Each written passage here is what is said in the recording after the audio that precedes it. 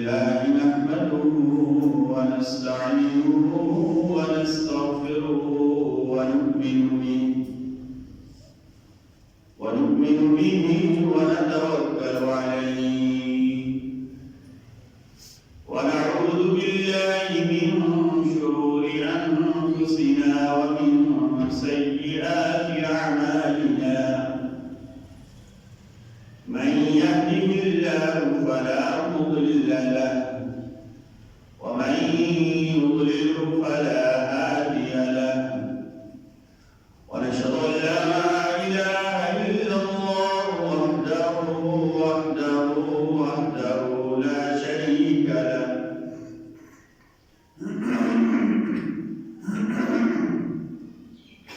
ونشهد أن سيدنا وسندنا وحبيبنا ومولانا محمدا عبده ورسوله أما بعد فأعوذ بالله من الشيطان الرجيم بسم الله الرحمن الرحيم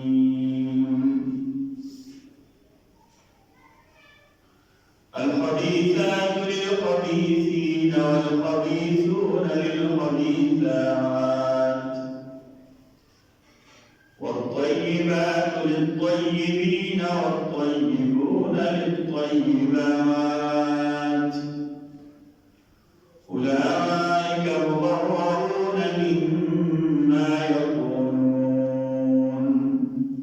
لهم مغفرة ورزق كريم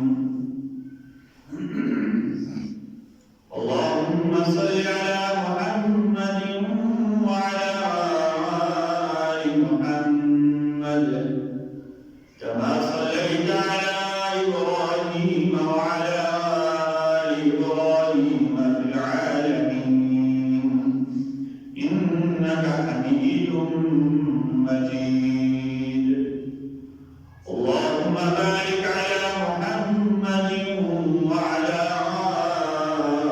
آل محمد كما باركت على إبراهيم وعلى آل إبراهيم في العالمين إنك حميد مجيد رب اشرح لي صدري ويسر لي أمري واحلل عقدة من لساني يفقهوا قولي رب اشرح لي صدري ويسر لي أمري واحلل عقدة من لساني يفقهوا قولي رب اشرح لي صدري ويسر لي أمري واحلل عقدة من لساني يفقهوا قولي سبحانك لا علم لنا إلا ما علمتنا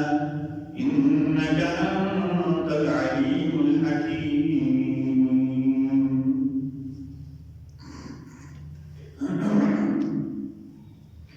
आज 25 सफर मुज़फ़्फ़र 1441 हिजरत नबवी सल्लल्लाहु अलैहि वसल्लम और 25 अक्टूबर 2019 ईस्वी जुमा का इंतहाई मुबारक बाबरकत पाकीज़ा और मुक़द्दस हैं।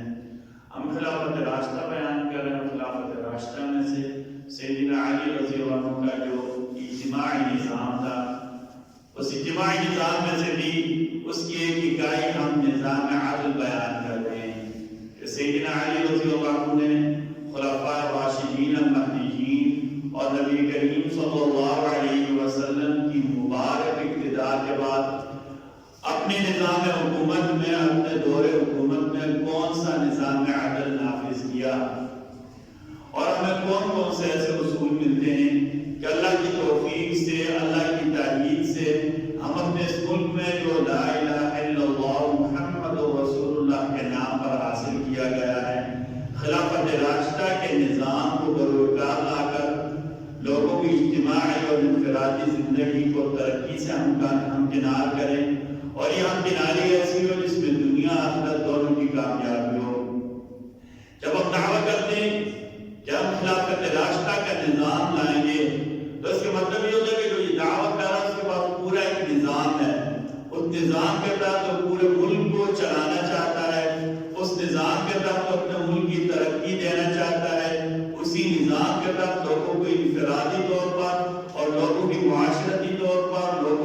اجتماعی طور پر وہ کامیاب دیکھنا چاہتا ہے۔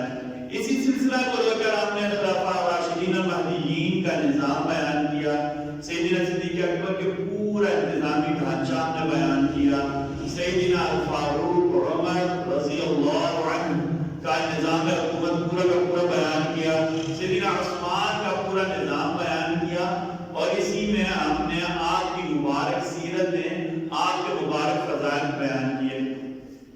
پچھلے جمعہ کو ہم نے بیان کیا تھا کہ سیدنا علی کے دور حکومت میں اصول قضاء کیا ہوتے ہیں، یعنی کن فیصلوں پر قاضی یا جج کن بنیادوں پر فیصلہ کرے گا۔ پھر ہمیں بیان کیا تھا کہ قاضی کے لیے اہلیت کیا ہوتی ہے، کون سی شخصیت قاضی یا جج بننے کی حق ہوتی ہے۔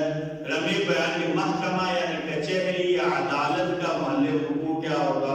اس میں ہمیں بیان کیا تھا کہ سیدنا علی نے کہا کہ ایسی جگہ کچہری ہونی چاہیے جہاں تک ہر فریادی پہنچ سکے۔ قاضی شریف کو سیدنا علی جامع مسجد میں بیٹھنے کا حکم دیتے تھے، تاکہ جامع مسجد ہر کسی کی دسترس میں ہوتی ہے، روک ٹوک نہیں ہوتی، اللہ کا گھر ہر کوئی آ سکتا ہے، جس نے نماز پڑھنی ہو وہ بھی آ سکتا ہے، جس نے نماز نہیں پڑھنی ہو وہ بھی آ سکتا ہے۔ تو سیدنا علی کے دور میں کچہری یا تو بالکل مسجد کے ساتھ ہوتی تھی یا قاضی صاحب کچہری میں ہی بیٹھتے تھے۔ ہم نے نظام دیکھا کویت میں کہ کویت میں ایک باقاعدہ کمپاؤنڈ ہوتا ہے، احاطہ ہوتا ہے، جس میں مختاریہ یعنی شہری کونسل، اسی کے ساتھ ایک کوآپریٹو سوسائٹی یعنی بڑی کیش اینڈ کیری جس میں ساری ضروریات کی چیزیں، اسی کے ساتھ ایک دھوبی کی دکان، اسی کے ساتھ گوشت کی دکان، اسی کے ساتھ کیا کہتے ہیں بیکری ہے، اسی کے ساتھ پولیس، اسی کے ساتھ جو ہے نا جو بنیادی عدالتیں ہوتی ہیں وہ بھی وہیں قائم ہوتی ہیں۔ اس کا یہ فائدہ ہوتا ہے کہ ایک بندہ ہے کہ کمپاؤنڈ کے اندر اپنے سارے کام کروا سکتا ہے، اور اسی کے ساتھ شہر کی بڑی جامع مسجد ہوتی ہے، اس کو مسجد الواقعہ یا علاقے کی بڑی مسجد کہا جاتا ہے یا الجامع کہا جاتا ہے۔ اچھا یہاں سے ایک بات سمجھیں، ہم کبھی کبھی غلط طور پر لکھنے میں عمومی ہمارا غلطی ہوتی ہے، ہم جامعہ جیم الف جا میم عین ہا، اس جامعہ کا مطلب ہوتا ہے یونیورسٹی، اور جیم الف جا میم اور عین آگے ہا نہیں، جامع بڑی کو کہتے ہیں۔ یہ جب آپ لکھیں تو یہ غلطی اپنی درست کر دیا کریں، جامعہ مسجد کا جامع مسجد، مسجد الجامع، مسجد ہمیشہ جامع ہوتی ہے، بڑی ہوتی ہے، لوگوں کو جمع کرنے والی ہوتی ہے۔ جامعہ یونیورسٹی کو کہتے ہیں، اس بارے میں تھوڑا سا خیال کر لیا کر لکھتے ہوئے۔ رب نے بیان کیا تھا کہ سیدنا علی رضی اللہ عنہ کے دور میں وکالت کا نظام کیسے شروع ہوا۔ اس میں ہمیں بیان کیا تھا کہ سیدنا علی اپنی جگہ اپنے بھائی عقیل بن ابی طالب کو مقدمات میں وکیل بنا کر بھیجتے تھے، اور آپ یہ کہتے تھے جو میرے وکیل کے خلاف فیصلہ ہوگا وہ میرے خلاف سمجھا جائے گا، جو میرے وکیل کے حق میں فیصلہ ہوگا وہی میرے حق میں سمجھا جائے گا۔ اور جب آپ کے بھائی عقیل بن ابی طالب رضی اللہ عنہ زیادہ عمر رسیدہ ہو گئے، زیادہ بوڑھے ہو گئے، تو سیدنا علی اپنے بھتیجا عبداللہ بن جعفر کو اپنی جگہ اپنا وکیل بنا کر بھیجتے تھے۔ یہاں سے ایک اور بات سمجھیں، سیدنا علی امیر المؤمنین خلیفۃ المسلمین تھے، اس کے باوجود آپ کو کوئی مقدمات تھے یا آپ کو کوئی تنازع ہوتا تو قاضی آپ کو عدالت میں بلا لیتے اور آپ خود پیش ہوتے اور اپنی جگہ کسی وکیل کو پیش کر دیتے۔ اس سے اسلامی نظام کی خوبی ثابت ہوتی ہے، جب قضاء کی باری آئے، جب مقدمہ کی باری آئے تو کسی کو کوئی فوقیت حاصل نہیں، ہر کسی نے جا کر اپنا مقدمہ یا اپنی صفائی یا اپنا دعویٰ ثابت کرنا ہوتا ہے، چاہے وہ امیر المؤمنین خلیفۃ المسلمین ہی کیوں نہ ہو۔ پھر ہم بتائیں کہ سیدنا علی کے جو ہے دور میں قاضی کے فرائض کیا ہوتے تھے، قاضی کیا کام کرتا ہوتا تھا۔ پھر سیدنا علی کے مشہور قاضیوں میں بیان کیے تھے، اس میں ہمیں بھی کہا تھا کہ سیدنا علی قاضیوں کو بڑی بھاری تنخواہیں دیتے تھے، ججز کو بھاری تنخواہیں دی جاتی تھی تاکہ بدعنوانی کا شائبہ تک نہ رہے۔ ہر ایسا وہ کام جو کسی وجہ سے ہمیں بدعنوانی کی طرف لے کر جا سکتا ہے، سیدنا علی اس کے روک تھام کے لیے بندوبست کرتے تھے۔ پھر ہم نے کچھ مقدمات بیان کیے تھے کہ سیدنا علی کیسے جو ہے نا سزاؤں کا نفاذ کرتے تھے. آج اسی کو لے کر ہم آگے چلیں گے کہ سیدنا علی نے اپنے دور میں کون سے کیس میں کیا سزائیں دی, کون سے کیس میں کیا سزا دی. شریعت میں 5 سزائیں تو مقرر ہیں جنہیں ہم حد یا حدود کی سزا کہتے ہیں. ارتداد کی سزا, کوئی بندہ دین چھوڑ دے اس کی سزا کیا ہوگی. اسی طرح کیا کہتے ہیں زنا, اس کی سزا شرع مقرر ہے. اور قصاص, جان کے بدلے جان, اس کی سزا بھی شرع مقرر ہے. شرابی کی سزا بھی شرع مقرر ہے. چوری کی سزا بھی شرع مقرر ہے. ان 5 سزاؤں کو حدود کہتے ہیں. کیا کہتے ہیں؟ حدود کہتے ہیں. اللہ نے قرآن مجید میں ان کا حکم دیا اور اللہ کے نبی صلی اللہ علیہ وسلم نے نافذ کر کے دکھایا. ان کے علاوہ دیگر سزا کو تعزیری سزائیں کہا جاتا ہے. ٹھیک ہے, جو حاکم وقت کے اختیارات میں ہوتی ہیں, ان کی صوابین پر ہوتی ہیں, انہوں نے کیا سزا دی. ہم سیدنا علی کے دور کے پہلے جو ہے نا حدود کی سزا دیکھیں گے. سیدنا علی نے بھی اپنی پیشرو خلفاء راشدین المہدیین جو اپنے پیشرو تھے, آپ سے پہلے جو خلفاء تھے, نبی کریم صلی اللہ علیہ وسلم کا منہج سیدنا صدیق اکبر رضی اللہ عنہ, سیدنا الفاروق عمر رضی اللہ عنہ, سیدنا عثمان بن عفان رضی اللہ عنہ, ان تینوں خلفاء نبی کریم صلی اللہ علیہ وسلم کے منہج کو ارتداد کی سزا پر برقرار رکھا. نبی صلی اللہ علیہ وسلم فرمایا کسی مسلمان کی جان لینا جائز نہیں ہے, کسی مسلمان کو قتل کرنا جائز نہیں ہے, کسی مسلمان کو جان سے مار دینا جائز نہیں ہے. 3 صورتوں میں, السیب الزانی, شادی شدہ بدکاری کرنے والا, والنفس بالنفس, اور جان کے بدلے جان اگر وہ رفع معاف نہ کریں, والتارک لدینہ المفارق لجماعتہ, اور دین اسلام کو ترک کرنے والا یعنی مرتد ہو جانے والا. ہماری شرعی اصطلاح مرتد, ارتداد کا مطلب ہوتا ہے گھوم جانے والا, پھر جانے والا. ایسا بندہ جس نے اسلام قبول کیا یا مسلمان تھا پیدائشی, اس نے اسلام کو چھوڑ دیا, کوئی اور مذہب قبول, یہودی ہو گیا, عیسائی ہو گیا, قادیانی ہو گیا,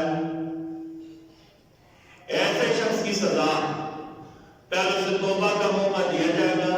اگر وہ توبہ نہ کرے, دوبارہ لوٹ کر آ جائے, توبہ کر لے لوٹ کر آ جائے تو معافی ہے.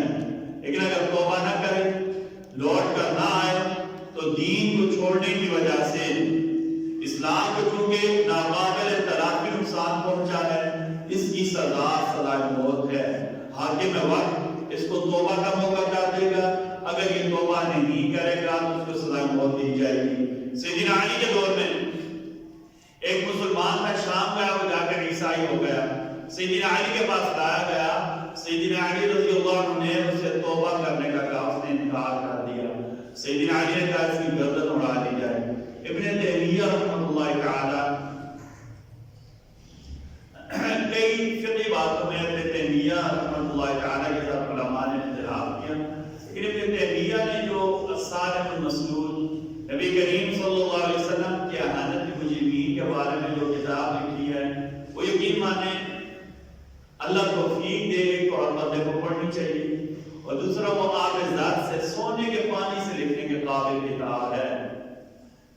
اس طرح کی دوسری کتاب منہاج السنہ, جس میں سنیوں کا موقف بیان کیا گیا ہے. اہل تشیع کے یا شیعوں نے جو صحابہ کرام کے بارے میں غلط باتیں مشہور کی ہیں یا سنیوں کے بارے میں, ان کے رد میں یہ بات لکھی, کتاب لکھی منہاج السنہ. منہاج السنہ میں ابن تیمیہ رحمۃ اللہ تعالیٰ نے لکھا ہے مرتد کی سزا اس لیے کہ لوگ دین کو مذاق بنا لیں گے. نعوذ باللہ من ذالک, جب چاہے یہودی ہو گیا, جب چاہے عیسائی ہو گیا, جب چاہے دوبارہ مسلمان ہو گیا, اس لیے اس کی سزا موت ہے. جو بندہ مسلمان ہو اور اسلام کو چھوڑ کر کوئی اور مذہب قبول کرے, اس کی سزا موت ہے. سیدنا علی نے ایک ایسے بندے کو جو پہلے مسلمان تھا, عیسائی ہو گیا, نصرانی ہو گیا, سیدنا علی کے پاس لایا گیا. سیدنا علی نے اسے توبہ کا موقع دیا, اس نے توبہ نہیں کی, عیسائی رہا. سیدنا علی نے کہا کہ گردن اڑا دی جائے. یہاں سے میں آپ کو تھوڑا سا ایک فرق سمجھانا چاہتا ہوں. ہمارے فقہاء نے, ہمارے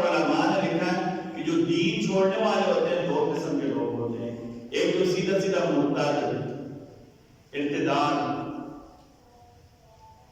مسلمان تھا، عیسائی ہو گیا، یہودی ہو گیا، اس پر قائم رہا، ٹھیک ہے، یہ مرتد ہو گیا۔ ایک ہوتا ہے زندیق،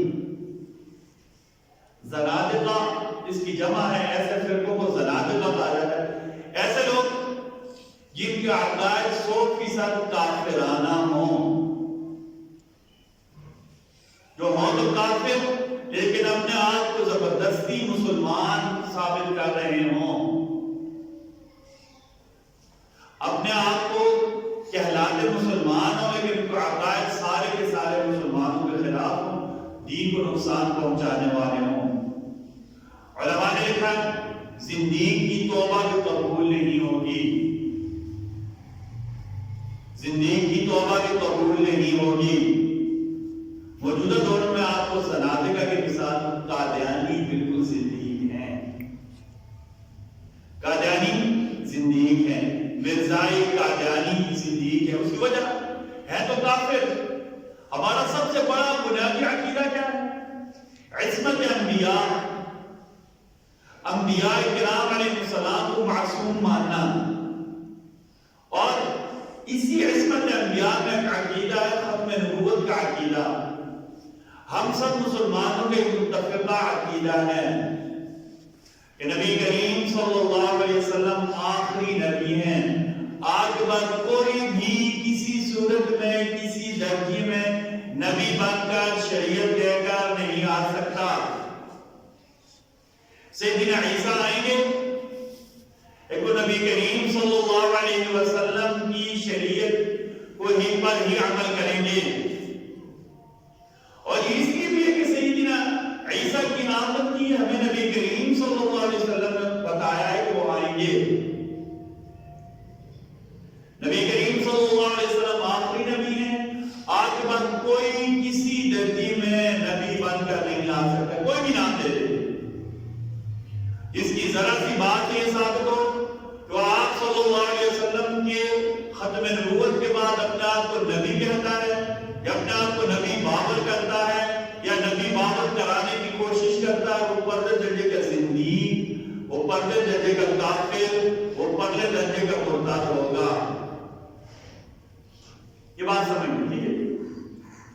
تو شریعت میں دو قسم کی سزائیں، ارتداد، ایسے لوگ جو ایمان لائے، ایمان کے بعد مرتد ہو گئے، ان کی سزائے موت ہے۔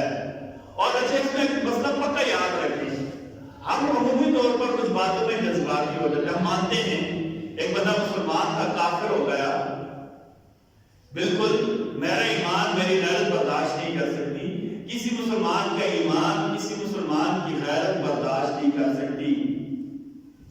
لیکن اس کے لیے بات یاد رکھیں، کوئی بھی سزا دینے کے لیے باقاعدہ قانون، کوئی بھی ملک جیسا مرضی ملک ہو، ہم نے اپنے ملک کے قانون کو فالو کرنا ہے۔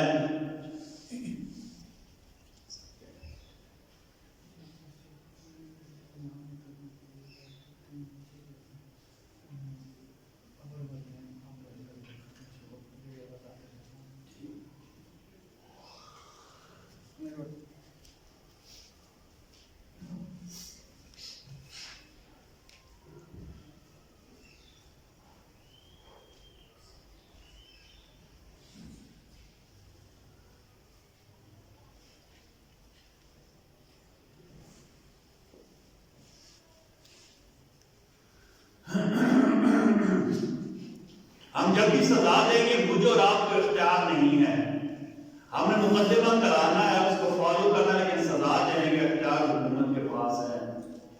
تو میں نے آپ کو بتا دیا شرعاً سب سے پہلے اس پر حدود نافذ کرنا مرتد، جو ایمان چھوڑ دے اسے توبہ کا موقع دے، اگر توبہ نہیں کرتا تو اس کی سزا موت ہے۔ سیدنا علی نے ایسے ہی کیا۔ اور دوسرا زندیق مرتد سے بڑھ کر کافر ہوتا ہے، ایسا جن کے سارے عقائد کافرانہ ہوں لیکن زبردستی اپنے آپ کو مسلمانوں کی صف میں شامل کر رہے ہوں، جیسے میں نے کہا موجودہ دور میں قادیانی ہیں جو ختم نبوت پر یقین نہیں رکھتے، ایک عام آدمی کو جو شاید انسانیت سے بھی عاری تھا اسے نعوذ باللہ نبی مانتے ہیں اور اس کے اوپر 100% عمل کر رہے ہیں، بلکہ مرزائی و قادیانی نے صرف اسلام کے غدار ہیں، اس ملک کے بھی غدار ہیں۔ قادیانی کی تاریخ پوری کی پوری بھری ہوئی ہے۔ انہوں نے بیٹھ کر پاکستان کے خلاف سازشیں کی، اس ملک کو توڑنے کی کوشش کی، اس ملک کو کمزور کرنے کی کوشش کی، اور اس ملک کے بقیے ادھیڑنے کی کوشش کی۔ آپ کو میں دو مثالیں دیتا ہوں۔ ہمارے کشمیر کا پورا مسئلہ چل رہا ہے یہ قادیانیوں کی وجہ سے بتایا آپ کو۔ جب پاکستان بن رہا تھا اور باؤنڈری کمیشن بنا تھا، جس کا کام تھا دونوں ملک کی حدود کا تعین کرنا، اس وقت پاکستان کی طرف سے ظفر اللہ نامی قادیانی تھا جو وکیل تھا، اس نے اس وقت کے جو قادیانی خلیفہ تھا اس کے کہنے پر پاکستان کے موقف سے غداری کی، اور وہ علاقے جس میں مسلمانوں کی اکثریت تھی وہ انڈیا کو دے دیے، اور ایسے علاقے متنازع علاقے دے دیے جہاں ان کے قادیانی کے بقول ہماری حکومت آ سکتی ہے۔ اس کی وجہ یہ بھی تھی کہ قادیانیوں کا سب سے پہلا جو خلیفہ تھا اس کا نام تھا حکیم نور الدین بہروی، وہ بحرہ کا رہنے والا تھا اور کشمیر کے مہاراجہ کا وہ ذاتی معالج تھا۔ ان کے دل میں یہ تھا کشمیر کو متنازع قرار دیں گے، کیونکہ حکیم نور الدین بہروی کا یہاں اثر رسوخ ہے، ایک وقت ایسا آئے گا ہم مل ملا کر کشمیر اپنے قبضے میں کر کے وہاں حکومت قائم کر دیں گے۔ اب آپ ذرا سمجھیں، یہ مسلمانوں کے ساتھ کی غداری، دین کے ساتھ کی غداری اور اس ملک کے ساتھ کی غداری۔ 1952 میں قادیانی اس حد تک پہنچے ہو گئے کہ اس وقت کے مرزا جو ان کا محبوب تھا اسے یہ کہنا شروع کر دیا عن قریب ہمیں بلوچستان کی صورت میں ارادہ ملک مل جائے گا۔ اور آپ کو عجیب بات بتا، پاکستان میں انسانی اسمگلنگ، ہمارا اپنے بچے ہمارے انلیگل چلے جاتے ہیں، اس پر ہم نے پہلے بھی بات کی، آئندہ بھی بات کریں گے۔ ہمارے بچوں کو انلیگل لے کر جایا جاتا ہے، سمندروں میں ڈوب جاتے ہیں، یہ کیا ترکی کے راستے کچھ جاتے ہیں، ایران کے راستے جاتے ہیں، ایران میں کیا ظلم ہوگا ان کے اوپر۔ یہ جو لوگ گئے ہوئے ہیں جو واپس آئے ہیں ان سے آپ پوچھ لیجیے گا، یا یوٹیوب پر آپ مختلف رپورٹ سرچ کر کے پڑھ لیجیے گا یا دیکھ لیجیے گا یا سن لیجیے گا۔ اسی طرح کچھ لوگ چائنا کے راستے کیا کہتے ہیں ہم جانے کی کوشش کرتے ہیں، کچھ لوگ سائپرس کے راستے یا ترکی سے آگے سائپرس جانے کی کوشش کرتے ہیں، کچھ لوگ ملائیشیا وغیرہ سے جاپان جانے کی کوشش کرتے ہیں۔ انسانی اسمگلنگ کا ایک منظم نیٹ ورک ہے، اس میں بڑی بڑی حکومتیں بھی شامل ہیں، اور پاکستان میں سب سے زیادہ منظم طریقے سے یہ نیٹ ورک قادیانی چلا رہے ہیں۔ آپ کو سن کے بڑی حیرانگی ہوگی، جرمنی، یورپ، کینیڈا وغیرہ لے کر جانے کے لیے قادیانی انتہائی منظم طریقے سے یہ نیٹ ورک چلا رہے ہیں انسانی اسمگلنگ کا۔ ہماری حکومت کے پاس رپورٹس ہیں، ہماری حکومت کے پاس باقاعدہ رپورٹس، ہماری حکومت کو چاہیے کہ خلاف کارروائی کرے۔ دوسرا، اس ملک کے ساتھ کبھی بھی وفادار نہیں رہے۔ ابھی ہمارے وزیر اعظم صاحب امریکہ گئے تھے ٹرمپ سے ملنے کے لیے۔ اب آپ ایک اندازہ کریں، امریکہ کا صدر جس سے ملنے کے لیے باقاعدہ کسی ملک کے سربراہ کا بھی ایک شیڈول طے ہوتا ہے۔ ہمارے وزیر اعظم جناب عمران خان صاحب کے جانے سے ٹھیک ایک دن پہلے یا کچھ وقت پہلے ایک قادیانی عبدالشکور نام کا جو نبی کریم صلی اللہ علیہ وسلم کے خلاف کتابیں چھاپتا تھا، توہین پر مبنی کتابیں چھاپتا تھا، ہمارے ملک کے قانون نافذ کرنے والے اداروں سے رنگے ہاتھ پکڑا، اس کے بعد سے کتابیں نکلی، پھر باقاعدہ اس کے اوپر مقدمہ چلا، اسے عدالت نے 3 سال کی سزا سنائی، 3 سال کی سزا سنائی، مجرم ثابت ہو گیا۔ اب یہاں تو 3 باتیں سوچی، پہلی بات جو پاکستان سے نکل کر ایک مجرم چلا کیسے گیا، اور دوسری بات کہ امریکہ کا صدر جس سے ملنے کے لیے ہمارے وزیر اعظم یا کسی کوئی بھی ملک ہو، آپ باقاعدہ وزارت خارجہ کے ذریعے ایک باقاعدہ کیا کہ پراپر چینل بارگیننگ ہوتی ہے، ہمیں کیسے ملنا ہے، کس وقت ملنا ہے، اور ایک قدم اٹھا کر وہاں جا کر ملتا ہے اور اس کی ترجمانی کر رہا ہے۔ سلمان تاثیر کو قتل ہو گیا، اس کا بیٹا شام تاثیر، کہ پاکستان میں ہمارے ساتھ بڑا ظلم ہو رہا ہے، پاکستان میں بڑا ظلم ہو رہا ہے، کیوں؟ میں غلط کام کر رہا ہوں،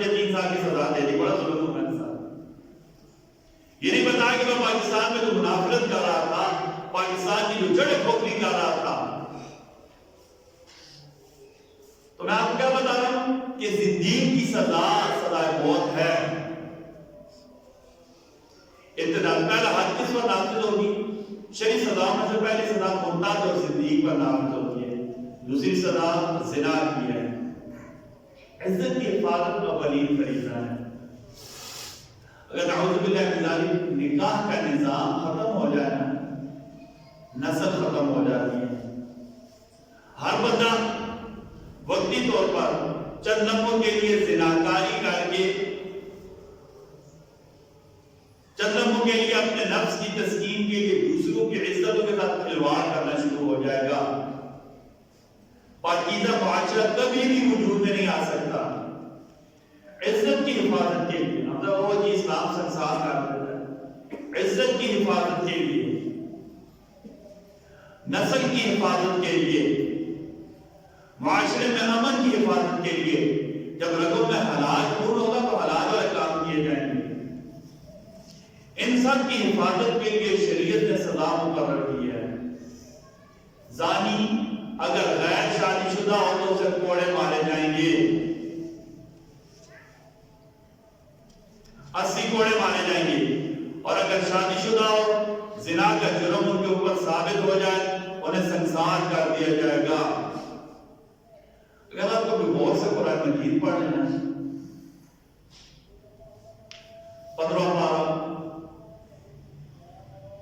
15 پارے کا 4 رکوع،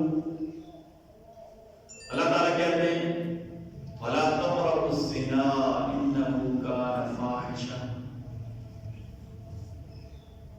وَلَا تَقْرَبُوا الزِّنَا إِنَّهُ كَانَ فَاحِشَةً.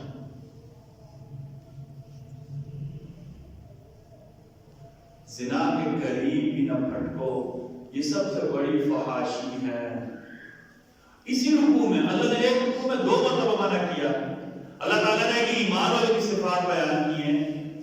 سورہ آگے تھوڑا سا جائے 19 پارہ سورہ فرقان کا آخری رکوع، اللہ نے ایمان والوں کی صفات بیان کی.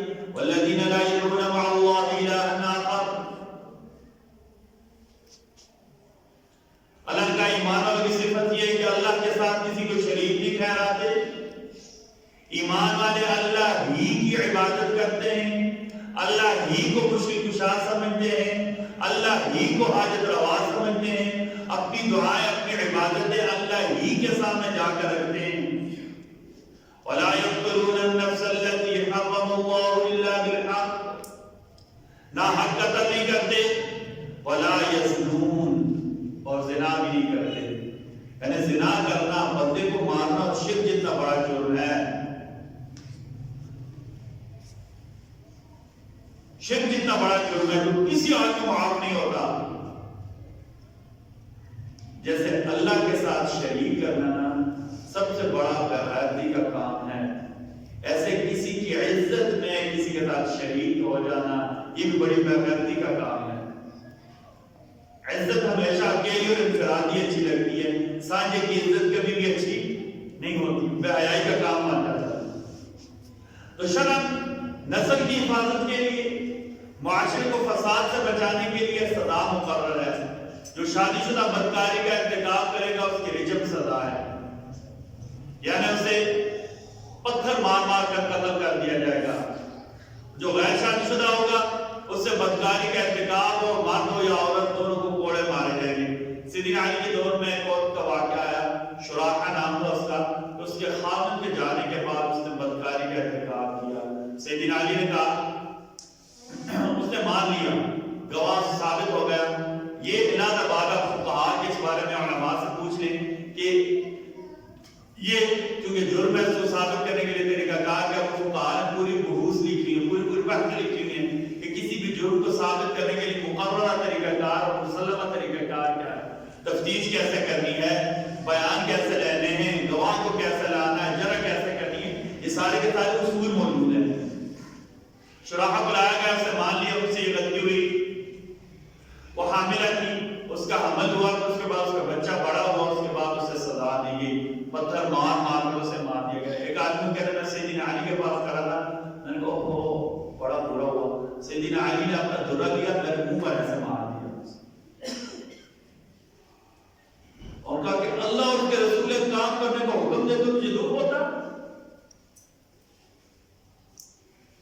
علماء نے لکھا ہے جس کو شریعت میں سزا مل جائے اس کی طرف سے کفارہ ہو جاتی ہے۔ اچھا، اسی طرح تیسرا جو قانون سیدنا علی نے وہ قصاص کا تھا، جان کے بدلے جان۔ قرآن نے کہا وَلَكُمْ فِي الْقِصَاصِ حَيَاةٌ، تمہارے لیے قصاص میں زندگی ہے۔ کوئی بندہ کسی کو قتل کر دیتا ہے، مقدمہ بنے، اسٹیٹ حرکت میں آئے، ریاست حرکت میں آئے، مجرم کو پکڑا جائے اور حسب معقول مجرم کے اوپر مقدمہ چلایا جائے، جلدی سے جلدی سماعت کی جائے، گواہ کے بیان لیے جائے، مقدمہ ثابت ہونے کے بعد، جرم ثابت ہونے کے بعد قاتل کو سزا موت دی جائے گی۔ اللہ نے سے زندگی کا وَلَكُمْ فِي الْقِصَاصِ حَيَاةٌ۔ میں آپ کو اس کی مثال دیتا ہوں، ہمارے یہاں پنجاب میں کام باقی صوبوں میں بہت زیادہ ہے، پتہ چلتا ہے ان کی دیرینہ دشمنی ہے، 10 قتل ہو گئے ہیں۔ وجہ کیا؟ بندہ قتل کر کے بھاگ گیا، پکڑائی نہیں دیا، بچے جوان ہوئے، بھائی بڑے تھے، مخالف پارٹی کا بندہ مار دیا، پھر وہ سے انہوں نے ان کا بندہ مار دیا، 10 قتل ہو جاتے ہیں۔ اور شریعت نے آسان کیا بتا؟ وَلَكُمْ فِي الْقِصَاصِ حَيَاةٌ يَا أُولِي الْأَلْبَابِ۔ عقل والوں کو سمجھ آتی یہ باتیں، قصاص میں زندگی ہے، مقتول کے بدلے قاتل قتل ہو جائے گا، دونوں کو چین آ جائے گا، آئندہ ایسا کرنے کی جرات نہیں کرے گا۔ سیدنا علی بھی یوں ہی کرتے تھے۔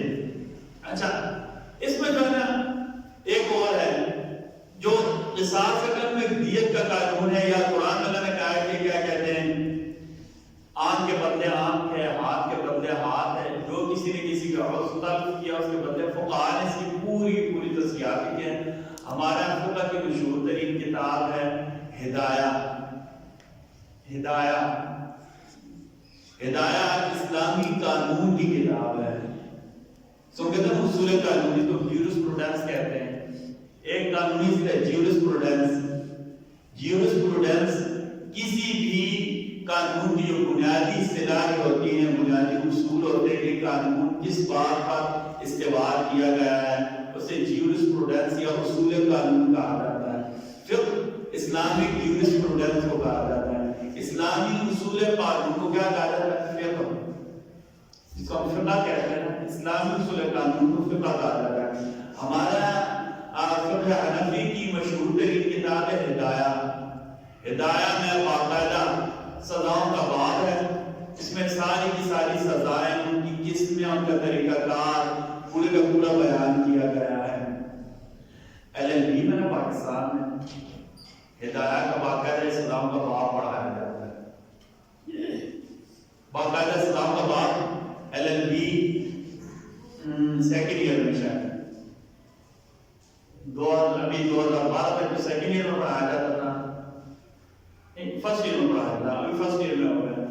LLB سال اول میں فرسٹ ایئر میں باقاعدہ جو ہے کیا کہتے ہیں ہدایہ کا باب پڑھایا جاتا ہے۔ ٹھیک ہے، اسلامی جیورسپروڈنس کے نام سے اسرت الرحیم تھے برسلوں نے اس کو ترجمہ کیا تھا، باقاعدہ پڑھایا جاتا ہے۔ ٹھیک ہے، اچھا، قصاص جان کے بدلے جان، اس کی تفسیرات فقہاء نے لکھی ہیں۔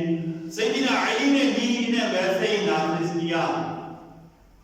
اچھا، سیدنا علی نے ایک اور اصول نافذ کیا تھا اپنے زمانے میں اس قصاص کے یا سزاؤں کے باب میں۔ سیدنا علی جو جانوروں کا اور انسان کا علاج کرنے والے طبیب ہوتے تھے، ڈاکٹر کو باقاعدہ ہدایت دیتے تھے کہ علاج سے پہلے برات دے لیا کرو۔ ہمارا جب آپریشن ہوتا ہے نا، ابھی ہمارے جو ڈاکٹرز ہوتے ہیں ایک جو ہے نا پیپر پر سائن کراتے ہیں، جو کوئی اس درجہ سے گزرے ہیں ان ڈاکٹر آپریشن سے پہلے ایک سائن کراتے ہیں، باقاعدہ یہ لکھا ہوتا ہے کہ ہم اپنی طرف سے پوری ایمانداری کے ساتھ اپنی تمام تر پیشہ ورانہ صلاحیتوں کے ساتھ یہ کام کریں گے، خدا نہ خاصہ اس دوران اگر اس کی جان چلی گئی تو ہم ذمہ دار، اور لکھنا لکھ کر دیتا ہے۔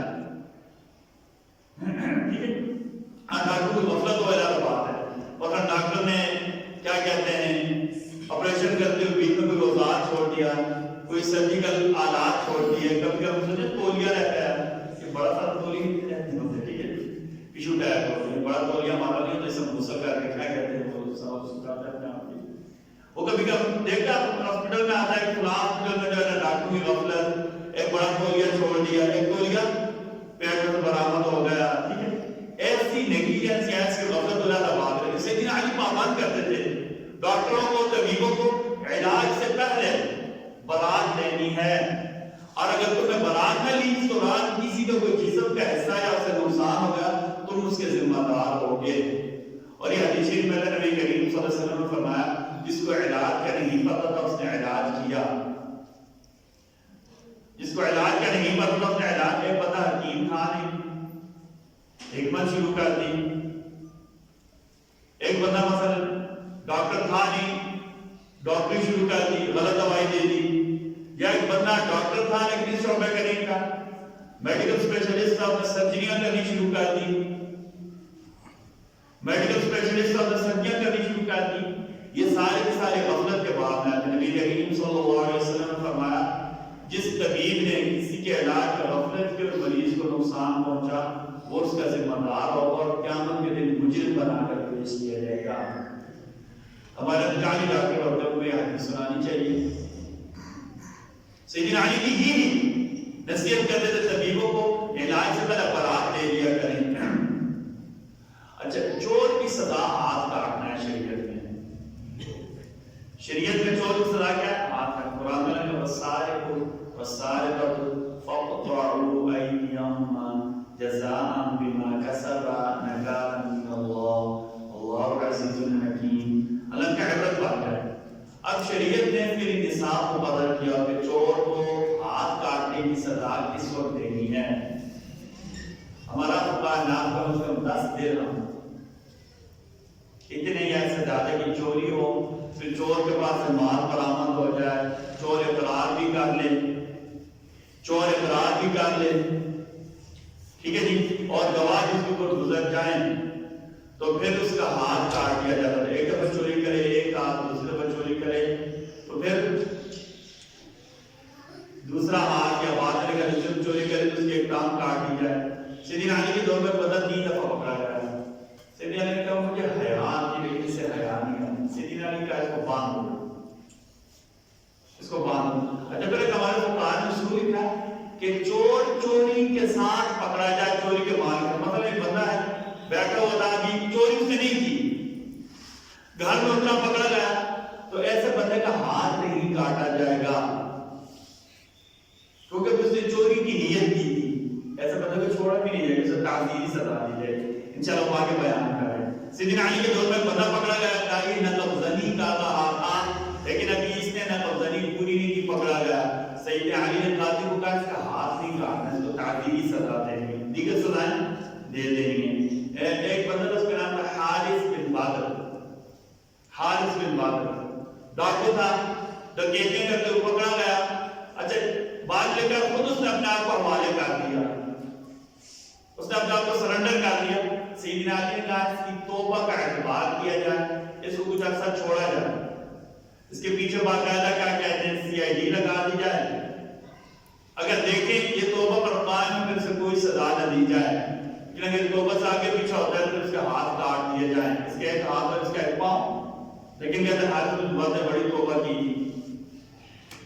اچھا، شرابی، میں آپ کو حدود بتا رہا ہوں، ٹھیک ہے. میں نے کہا 2 قسم کے قانون، حدود اللہ اور اس کے رسول نے جو نافذ کیے ہیں، اور تعزیر جو حکمران کے یا اسٹیٹ کے اختیارات ہوتے ہیں، سوابدیدی سزا ہے.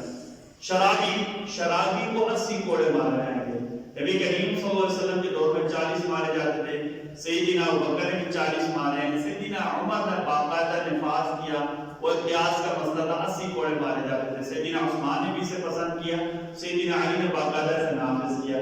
سیدنا علی کے دور میں رمضان میں ایک حبشی شاعر آ گیا، انہوں نے رمضان میں شراب پی تھی. سیدنا علی نے کہا اسے 80 کوڑے مارے جائیں. 80 کوڑے مارے گا، اس کا اس کو جو ہے 10 دن اور قید کیا جائے. 10 دن بعد نکالا اسے 20 کوڑے اور مارے. کہ جناب کے 80 کوڑے تو سزا تھی، 20 کوڑے اور کس کی؟ سیدنا علی نے کہا توہین رمضان کی سزا ہے. یہ جو 20 کوڑے تھے یہ تعزیری سزا تھی، حد کی سزا نہیں تھی. اچھا، سیدنا علی نے ایک اور نظام کی کہ آپ نے تعزیری سزائیں نافذ کی. تعزیری سزائیں نہ، میں نے آپ کو بتایا تھا حدود، جیسے حدود 5 قسم کی ہیں. ارتداد، جو بندہ دین چھوڑ دے اس پر ہاتھ نافذ ہوگی سزائے موت. زنا، اس کے لیے بھی شریعت نے مقرر کیا، سورہ ہود کی ساری اسی بارے میں نازل ہوئی ہے. اچھا، اور اس پر قصاص، جان کے بدلے جان، چوری اور شرابی، یہ 5 حدود ہیں. ٹھیک ہے نہیں؟ اللہ اس کے رسول نے ایسے کہا بھی اور کیا بھی. باقی جو سزائیں ہیں وہ تعزیری سزائیں ہیں، وہ اسٹیٹ یا ریاست کے اختیارات ہیں کہ وہ کیا کہتے ہیں، اس کے مطابق جو اللہ اس کے رسول کے قانون کے مطابق وہ ایسے سزاؤں کا نفاذ کرے سے جرم روکا جائے. اچھا، اب اگر کسی کا جرم شرعی حد کو نہ پہنچا ہو، جیسے میں نے آپ کو بتایا تھا چور نے چوری نہیں کی، پکڑا گیا، اب اس کو ہاتھ کاٹنے کی، کیونکہ اس کا جرم آخر تک نہیں پہنچا، شرعی حد کو نہیں پہنچا، اس کو تعزیری سزا دی جائے گی. اور یہ کارروائی کرنے کے اختیار حکومت کو ہے کہ اچھا دیکھیں مثلا چور کی سزا ہاتھ کاٹنا ہے، اسے سب سزا دی جائے گی جب چوری کے مال کے ساتھ چوری کے بعد پکڑا جائے گا، یا چوری کرتے ہوئے موقع پر پکڑا جائے گا. لیکن ابھی چوری نہیں کی، پہلے پکڑا جائے گا تو اسے چھوڑا نہیں جائے گا، اسے تعزیری سزا دی جائے گی. سیدنا علی کے دور میں بتا رہا ہے چور لایا گیا، ابھی وہ چوری کی نیت ہی کر رہا تھا، پکڑا گیا، سیدنا علی نے اسے قید کر دیا. اچھا، سیدنا علی کو تعزیری سزا دے دیتے ہیں. کوئی بندہ جھوٹی گواہی دیتا، کوئی بندہ جھوٹی گواہی دیتا، سیدنا علی اسے پکڑتے اور جب اس کے اوپر ثابت ہو جاتا کہ جھوٹی گواہی دی ہے یا جھوٹا الزام لگایا ہے یا جھوٹا پرچہ کرایا کسی کے اوپر، سیدنا علی جھوٹی گواہی دینے والے کو پکڑتے، اس کے محلہ میں اسے گھمایا جاتا، اس کے خاندان کے دروازے پہ کھڑائے جائے، جناب یہ بندہ ہے، یہ آپ کا رشتہ دار ہے، اس نے جھوٹی گواہی دی ہے. پھر کہتے اسے پہچان لو، اسے پہچان لو، خود ذلیل کیا جاتا. گواہ کی وجہ سے بندہ سزا چڑھ جاتا ہے. اس کی روک تھام کے لیے کیا کرتے، جو جھوٹی گواہی دینے کی کوشش کرتا اس کے اوپر ثابت ہو جاتا، سیدنا علی پولیس کے ذریعے اس کے خاندان میں اس کے محلہ میں اسے گھماتے، لوگوں کو بتا دیں یہ بندہ ہے جھوٹی گواہی دے رہا ہے، پکڑا گیا ہے، اور آئندہ کے لیے کاغذات میں لکھ دیا جائے گا عدالت میں کسی طور پر بطور گواہ یہ پیش نہیں ہو سکتا. ہمارے ملک میں بہت سارے قوانین کا غلط استعمال ہوتا ہے، کہ 302 جس میں جو ہے نا سزا موت ہے، اس کا غلط استعمال ہوتا ہے. اس کا طریقہ کار کیا ہونا چاہیے، جب ہم سخت قسم کی تفتیش کریں گے نا، اور لوگوں کو یہ بھی پتا ہوگا کہ میں بے شک پیسے بھی دوں، پولیس میرے ساتھ نہیں دیتی، میں بے شک پیسے دوں، جج صاحب جو تنخواہ لیتے اسی میں گزارا کریں گے. ہمارا تو پاکستان میں مشہور ہے نا، کہتے ہیں کہ 10 وکیل کریں گے بٹ ایک جج کر دیں، ایک جج کر دیں، یہ مشہور ہے، زبان سے عام یہ باتیں ہیں.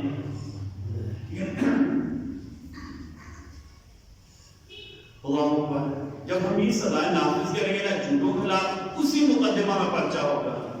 کسی نے کسی خلاف قتل کا مقدمہ بنانے کی کوشش کی تو اس کو اتنی سزا دی جائے، جھوٹوں کو سرعام گھمائے جائے گے. جیسے سیدنا علی کرتے تھے، کوئی بھی کسی کے خلاف جھوٹا پرچہ کرانے کی کوشش نہیں کرے گا.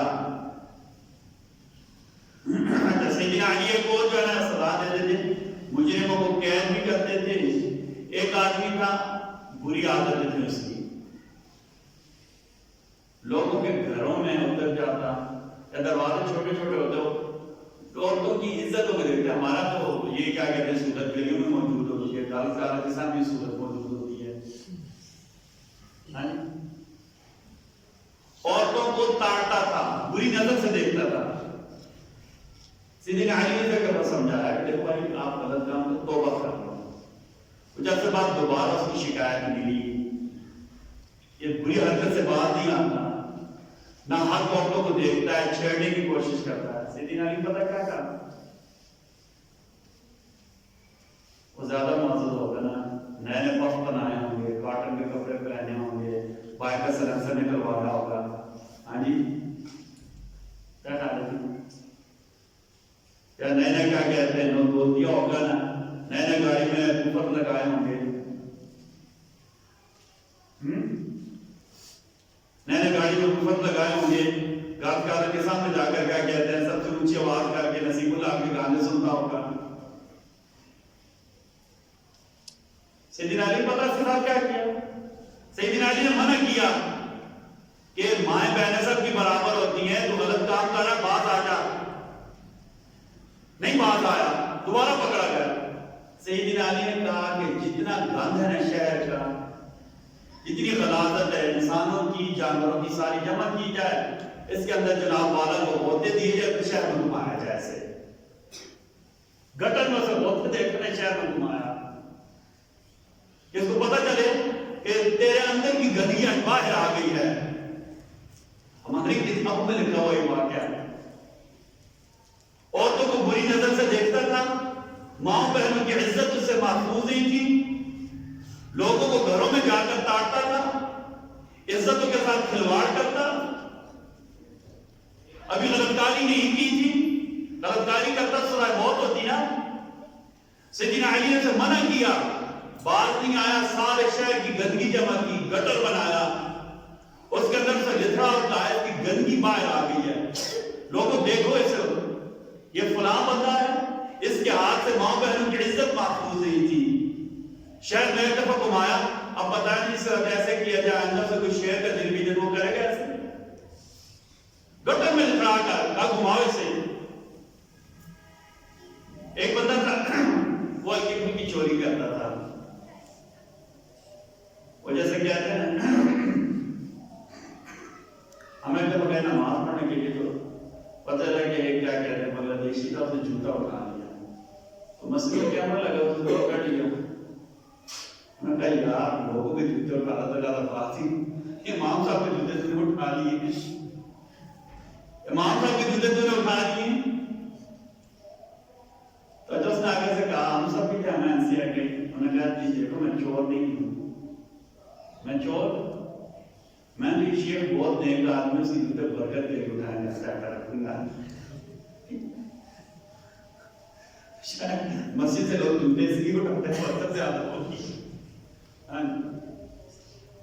مسجد سے جوتے برکت کے لیے اٹھائے جاتے ہیں. مولانا شیخ خانوی صاحب رحمۃ اللہ تعالیٰ کسی نے کہا کہ نمازی چور ہو گئے. کہا نہیں بھائی، نبی صلی اللہ علیہ وسلم کا امت کی ہونے کی اتنی برکت ہے کہ نمازی چور نہیں ہوئے، چور بھی مسجد آنا شروع ہو گئے ہیں. بات ہوئی لیکن فرق دیکھنا سبحان اللہ، نمازی چور نہیں ہوئے بھائی، بلکہ چور بھی مسجد آنا شروع ہو گئے ہیں. شاید ایسی کوئی حرکت کر رہا ہے سیدنا علی نے کیسے کو باندھ دیا. نماز کا وقت ہوتا اس کی رسی لمبی کاٹتے تھے، ایک ٹانگ کھول دیتے تو نماز پڑھو دوبارہ سے باندھ. لوگ حق سے دیکھتے شاید اتنے شرمندہ ہو گیا، اس کے بعد سے وہ کام چھوڑ دیا. یہ دو سزا کی معنی ہمارا بھی نافذ کرنی چاہیے. ایک تو جھوٹے گواہ کو محلوں میں گھمانا چاہیے، ہم کیا کریں ہماری مجبوری ہے نا. فیس وہ کیا پھر زیادہ کیا کہتے ہیں چمچو ہو جی دیکھیں جی پاکستان کے قانون کے خلاف ہوتا ہے، عزتیں لٹ جائیں کوئی نہیں بولتا، کسی مجرم کو سزا سب کے پیٹ میں مروڑنا شروع ہو جاتے ہیں. اچھا اب ہم دیکھتے ہیں سیدنا علی کا ہی تو نظام عادت. اگلا نظام میں سیدنا علی کا جو حکومتی ڈھانچہ تھا وہ کیسا تھا؟ سیدنا علی کے دور میں جو نظام تھا تو صوبائی یا گورنری کا نظام کہتے تھے، محافظہ یا گورنریٹ یا ریاستی نظام کہتے ہیں، ریاستیں تھی. میں ان کی جو مختصر ریاستوں کے نام بتا دیتا ہوں آپ کو. سیدنا علی کے دور میں ٹوٹل سیدنا علی نے 36 ریاستیں بنائی تھی. کتنی ریاستیں تھیں؟ بلکہ سیدنا علی نے نہیں بنائی تھی، سیدنا عثمان کے دور کی ریاستیں تھیں، اور ان میں 36 گورنرز تھے. کتنے گورنر تھے؟ میں مختصر ان کے نام آپ کو بتاتا ہوں. مکہ المکرمہ میں یہ تاج تک تھی، پہلی جو گورنریٹ تھی نا، پہلے جو ریاست یا صوبہ تھا کہا تھا سیدنا علی کے دور میں مکہ المکرمہ. اس کے جو گورنر تھے ان کا نام تھا ابو قتادہ الانصاری، ابو قتادہ الانصاری، اور دوسرے کو قسم بن عباس. ابو قتادہ الانصاری 2 ماہ گورنر رہے، باقی تقریباً 5 سال قسم بن عباس گورنر رہے. مدینہ المنورہ میں سہل بن حنیف انصاری، سیدنا علی جب کوفہ منتقل ہوئے تو سہل بن حنیف انصاری کو اپنے گورنر بنایا مدینہ المنورہ کا. پھر تمام بن عباس، یہ سیدنا عباس رضی اللہ عنہ کے بیٹے تھے، اور ابو ایوب انصاری جو میزبان رسول سیدنا علی کے دور میں مدینہ المنورہ کے گورنر رہے ہیں. بحرین اور عمان یہ ایک ہی ریاست تھی، دو ریاستیں مل کر ایک ریاست بنائی گئی تھی. ان کے 3 بندے گورنر، پہلے عمر بن ابی سلمہ، دوسری طرف قدامہ بن عجلان الانصاری اور تیسری طرف نعمان بن عجلان انصاری. اور چوتھی جو صوبہ تھا یا گورنریٹ تھا اس کا نام تھا یمن. یمن میں عبید اللہ بن عباس گورنر رہے ہیں. الجزیرہ، الجزائر، تیونس سے لے کر وہ افریقہ کے اینڈ تک، یہ سارے کے سارے ایک صوبہ تھا. اس کے جو گورنر رہے ہیں سیدنا علی کے دور میں وہ مالک بن اشتر، کمیل بن زیاد نخعی اور شبیب بن عامر. مصر کے جو گورنر ہیں وہ قیس بن سعد، یہ قیس بن سعد ہوتے ہیں یا تو سعد بن عبادہ کے بیٹے تھے مدینہ کے ساتھ. نبی کریم صلی اللہ علیہ وسلم کے دور میں مدینہ المنورہ کے پولیس آفیسر تھے قیس بن سعد. اور ان کے سردار تھے، دادا سے لے کر سردار تھے، انہیں نظام چلانا آتا تھا. کہتے مجرم کو پکڑنا ان کو ختم تھا. قیس بن سعد بن عبادہ نبی کریم صلی اللہ علیہ وسلم کے دور میں بھی مدینہ المنورہ میں پولیس آفیسر تھے. سیدنا ابوبکر کے دور میں بھی رہے، سیدنا عمر کے دور میں بھی رہے، سیدنا عثمان کے دور میں بھی رہے. سیدنا علی نے قیس بن سعد بن عبادہ کو مصر کا گورنر بنایا. اور ان کے بعد محمد بن ابوبکر، محمد بن ابوبکر کس کے بیٹے تھے؟ ابوبکر صدیق رضی اللہ عنہ کے بیٹے تھے. کتنی محبت تھی آپس میں. ان لوگوں کو جا کر بتاتے جو کہتے ہیں دشمنی کی، دشمنوں کے بیٹوں کو بھی گورنر نہیں بناتا. عمران خان حمزہ شہباز کو کبھی بھی گورنر پنجاب نہیں بنائے گا. محمد بن ابی بکر، سیدنا علی نے آپ کو مصر کا گورنر مقرر کیا. بصرہ میں عثمان بن حنیف، ابو الاسود الدولی اور عبداللہ بن عباس گورنر رہے. کوفہ میں ابو موسیٰ الاشعری اور ابو مسعود بدری گورنر رہے. ایران میں سیدنا علی کے دور میں ایران کے گورنر تھے سہیل بن حنیف کے بھائی کے صاحب بن حنیف، دوسرے بھائی کا نام تھا سہیل بن حنیف انصاری. یہ سیدنا علی کے دور میں فارس یعنی ایران کے گورنر تھے. اچھا، سیدنا علی کے دور میں خراسان، افغانستان سے لے کر یہ ہمارے جو فاٹا کہتے ہیں ٹرائبل، یعنی کہ سیری کو خراسان کہا جاتا ہے. سیدنا علی کے دور میں خراسان کے گورنر کا نام تھا عبد الرحمن بن ابزہ. یہ خراسان اور افغانستان کے گورنر تھے. آذربائیجان، یہ روس میں ہے نا آذربائیجان. سیدنا علی کے دور میں اشعث بن قیس الکندی، یہ آذربائیجان کے گورنر تھے. اچھا، اہواز، اہواز کا نام سنا کبھی آپ نے؟ اہواز ایران کا صوبہ ہے جہاں سنی اکثریت میں ہیں اور کیا کہتے ہیں عربی بولتے ہیں. روزانہ کی بنیاد پر یہاں 60 یا 70 بندوں کو پھانسیاں دی جاتی ہیں. ان کا جرم یہ ہوتا ہے کہ بھائی آپ کیا کہتے ہیں، یہ کیوں کہتے ہیں کہ ابوبکر، عمر، عثمان ہم سب کو مانتے ہیں. اہواز میں سیدنا علی کے دور میں حریت بن راشد الناجی، حریت بن راشد الناجی یہ اہواز کے سیدنا علی کے دور میں گورنر تھے. سندھ میں، سندھ یہ ہمارا جو سندھ ہے یہ ٹھٹھا سے لے کر نا وہ بمبئی تک یہ سارا کے سارا سندھ کا ایریا کہلاتا تھا. حارث بن مرہ العبدی یہ سیدنا علی کے دور میں سندھ کے گورنر تھے. جب سیدنا علی پتہ کیا کیا تھا، جب کسی کو گورنر مقرر کرتے، بڑا علاقہ تھا وہ مدینہ سے لے کر سندھ تک، سیدنا علی نے گورنروں کی نگرانی کا طریقہ پتہ کیا ہے؟ چیک اینڈ بیلنس کا طریقہ کیا تھا؟ تفتیشی ملازمین، خفیہ پولیس والے ساتھ بھیج دیتے تھے. کبھی وہ گورنر کے ملازموں کی صورت میں ہوتے، کبھی عام رعایا کے طور پر ساتھ چلے جاتے. اچھا، یا کبھی کبھی سیدنا علی پتہ کیسے چیک کرتے؟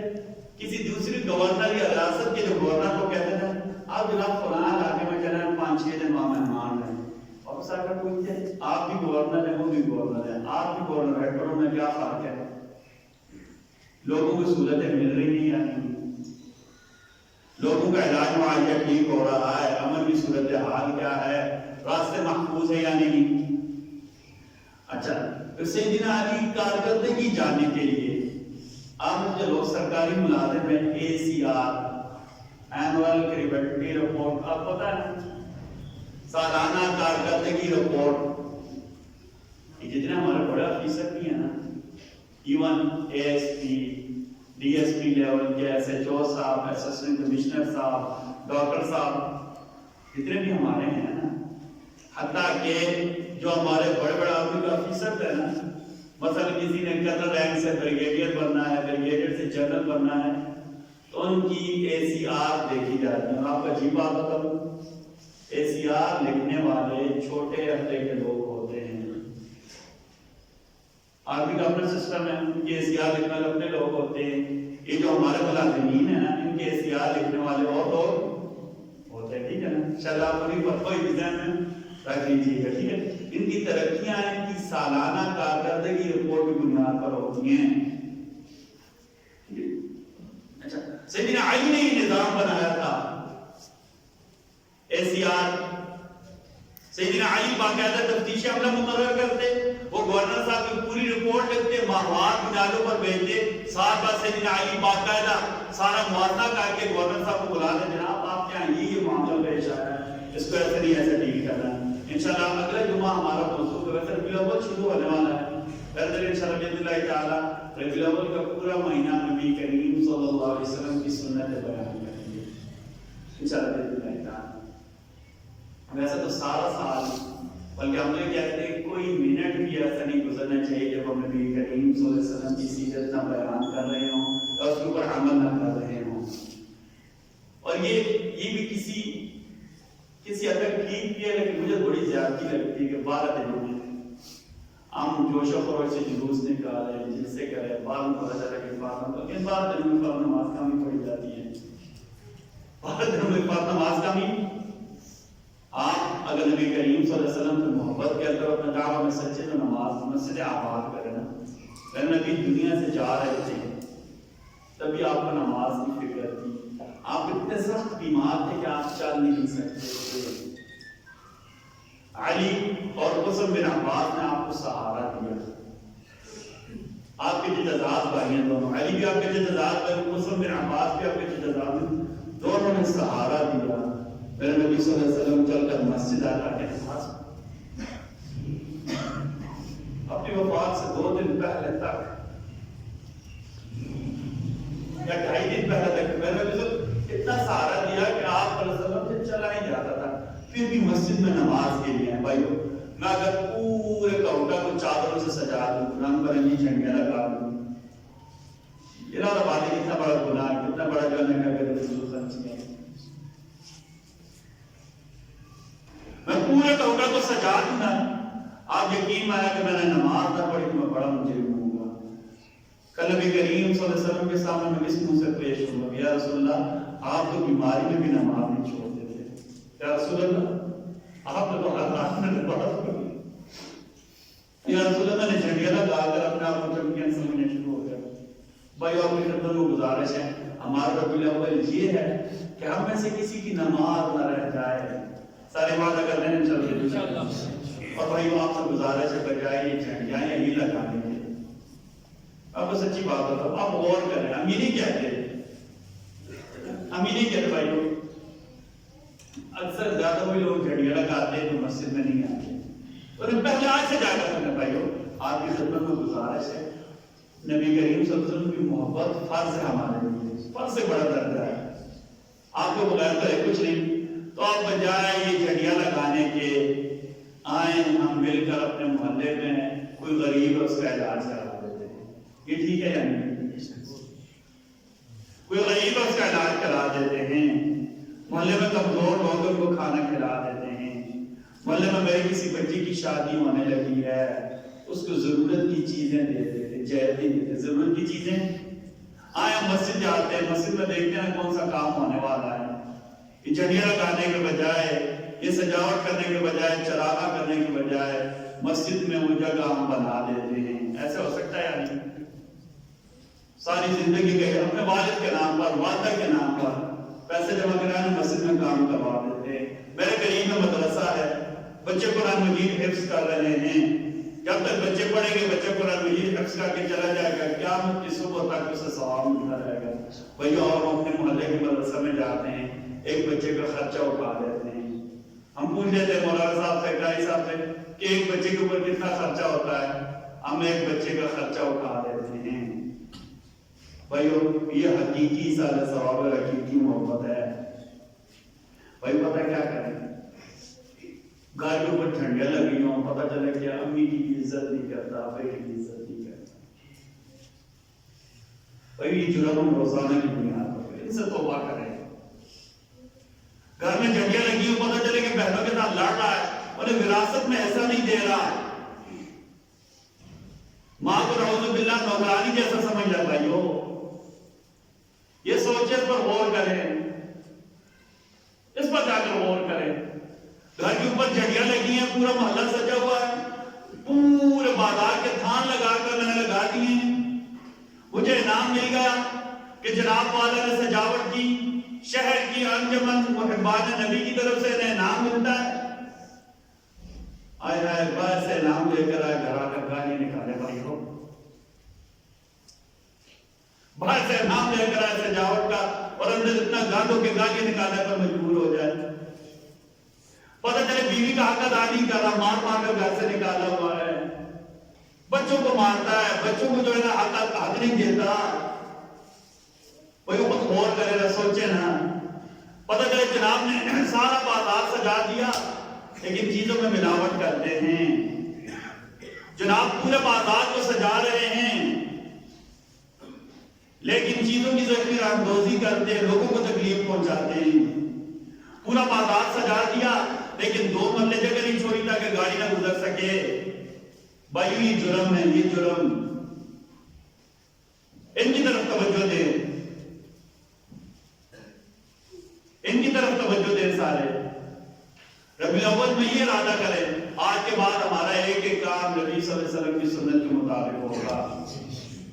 اور کچھ نہیں کرے تو مطلب یہ تو کر سکتے ہیں نا, شادیوں میں فضول خرچوں سے باز آ جائے, ایسے تو کر سکتے ہیں نا. شادی کو سادی بنا دینا. میرے نبی سے زیادہ افضل کسی کی زندگی ہے بھائیو. ابو بکر سے زیادہ افضل کوئی ہے, عمر سے زیادہ افضل کوئی ہے, عثمان سے زیادہ افضل کوئی ہے, علی سے زیادہ افضل کوئی ہے. سیدنا علی کے پاس تو مہر دینے کے لیے سامان بھی نہیں تھا, میرے نبی نے انہیں اپنی بیٹی دے دی.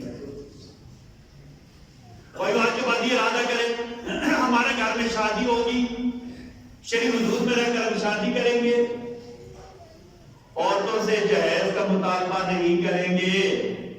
یہ نہیں کہیں گے 52 انچ LCD نہ لائی تو ہم آپ کی بچی رخصت نہیں کریں گے, اگر ہمیں بائک لے کر نہ دیا تو ہم ڈولی نہیں اٹھائیں گے. بھائیو مرد کا کام ہوتا ہے عورت کو جہیز دینا, نان نفقہ دینا. ہم کس بغیرتی میں پہنچ گئے, چنور کا فرنیچر نہیں لایا, لوکل فرنیچر بنوا لیا, کارپیٹ گھر میں نہیں لے. بھائی یہ لڑکی کا کام نہیں ہے, مرد بندے مردوں والے کام کرے نا.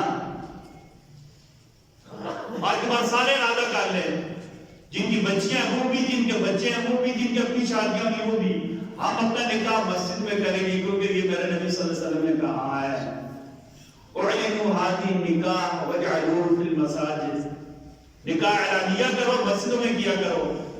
کسی بھی نماز کے بعد آئیں گے, نماز بھی پڑھیں گے, باوضو ہو کر بیٹھیں گے, بچوں کا نکاح مسجد میں کریں گے. یہ اصل ربیع الاول ہے. فضول خرچی نہیں کریں گے, غریبوں کے سر پر شفقت سے ہاتھ رکھیں گے. یہ ربیع الاول ہے. آخری بات, لیکن میں کچھ باتیں ایسی ہوتی ہیں نا دل نہیں کرتا. 8-9 پہلے ساہیوال میں CTD پولیس نے پورے خاندان کو قتل کر دیا تھا, سب کو پتا, کوئی چھپا ہوا نہیں.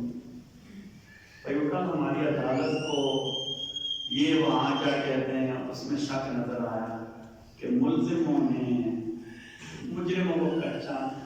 کو پہچانا نہیں گیا, شناختی پریڈ سے ہی شک کا فائدہ لے کر سارے بھائی. بھائیو ہم کون سے دور میں جی گئے, جب وہ نکلے تھے تو ان کا اندراج ہوگا, ان کی گاڑی کا پتہ ہوگا, وہاں لوگوں نے ویڈیوز بنائی ہیں. بھائیو آگے کی مانے, مجرم اور ظالم کبھی اللہ کی پکڑ سے بچ نہیں سکتے. نبض ہوتی ہے شدید, رب کہتے ہیں رب کی پکڑ بڑی شدید ہوتی ہے. بتا رہے ہیں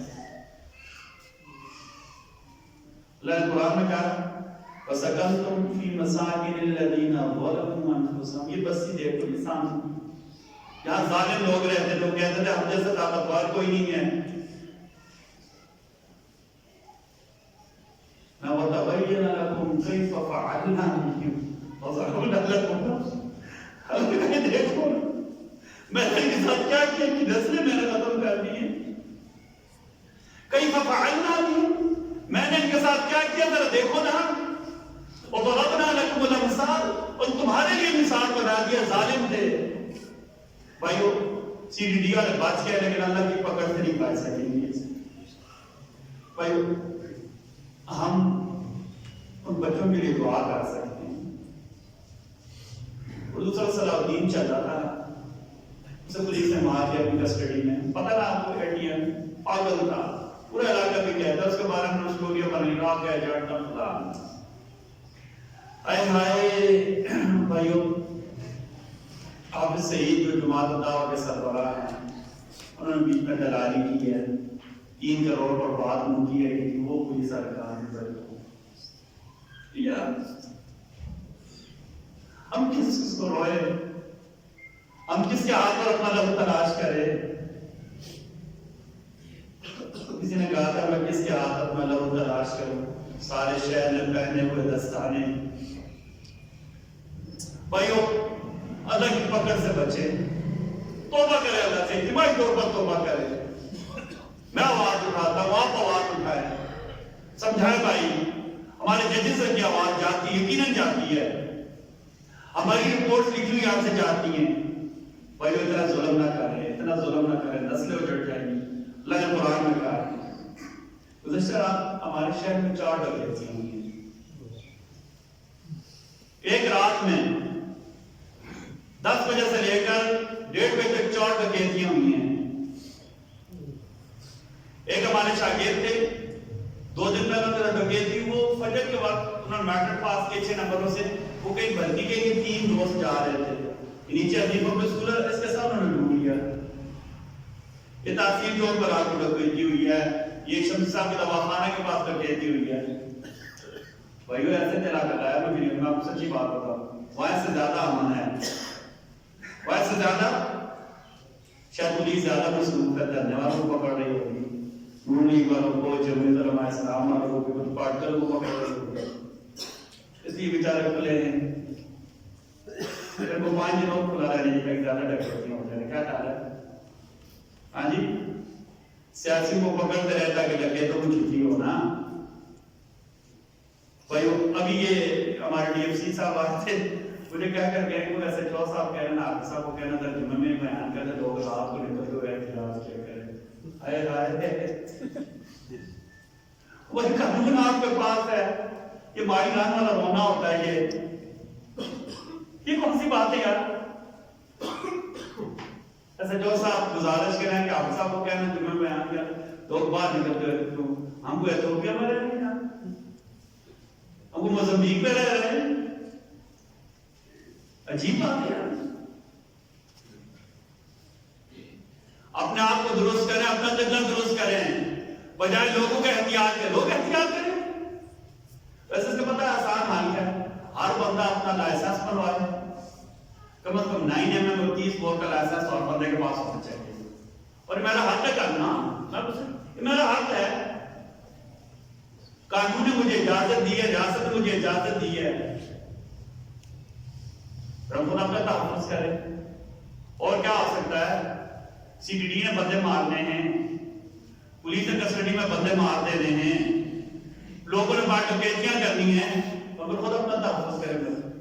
اور آپ نے آپ کے میں گزارش پیچھے جمعہ بھی اپنے کہا تھا کہ کہتے ہیں ہمارے 2 بائی پاس یا ہمارا پہلا مطالبہ ہے. کہ میں اس لیے نہیں کہہ رہا, سچی بات بتاتا ہوں, لوگ روزانہ وہاں سے گزرتے ہیں.